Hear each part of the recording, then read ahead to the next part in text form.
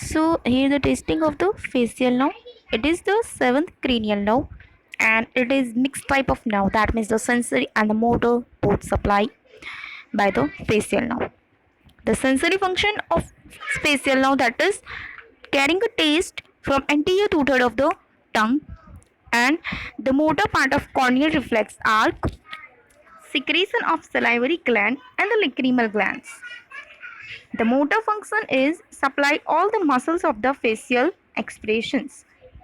Now, how to test this cranial nerve? So, purpose of test is to detect any unilateral or the bilateral weakness of facial muscles and detect impairment of the taste. How to check the sensory functions? So, you have to check firstly for the corneal and the conjunctival reflex. So, you have to touch the conjunctiva and cornea with the wisp of cotton and check the blinking of eyes. Second, taste testing. Give to patient some taste material like salt, sweet, bitter and the salts, and ask the patient to identify that material tasting, and check the taste at anterior side of the tongue in both sides one by one. Third one, that is glabellar reflex. It is also known as Meyerson's sign. So tapping between the patient's eyebrows, it is known as the glabellar region. So at the glabellar region, the therapist tap 2 to 3 times, and in normal adult individual, patient is habitual to the stimulus and ceasing blinking after few taps. If the response is normal, so there is no blinking of eye or one time blinking of eyes. But in the abnormal, the repeated blinking of eye is occur. It is known as Meyerson's sign. So what is Meyerson's signs? In the patient is unable to resist blinking of eye when tapped repetitive on the eye, okay, on the eyebrows. So this is the Meyerson's signs. Asked to keep the eyes wide open and he applied a series of taps on the forehead with the finger. Tap on the forehead with the finger. Normal response would be no blinking. Normal response, no blinking. Keep blinking. And abnormal response असे तो repeated blinking थसे like that. Okay. The testing for the motor function.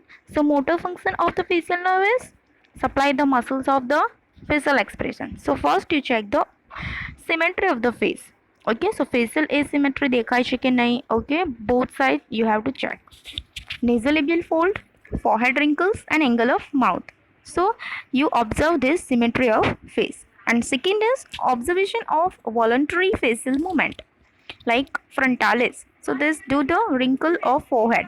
Corrugator supercilii, raise the eyebrows. Orbicularis oculi, closing eyes tightly.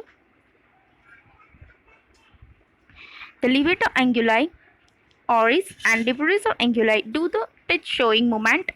The buccinator is blowing and puffing out cheeks. Nasalis, elevation of nasal fold. Mentalis and platysma is retract and depress angle of mouth. In the Bell's palsy, lesion is below the level of nucleus and side affection of the face. Okay, one side is affect of the face. See the diagram.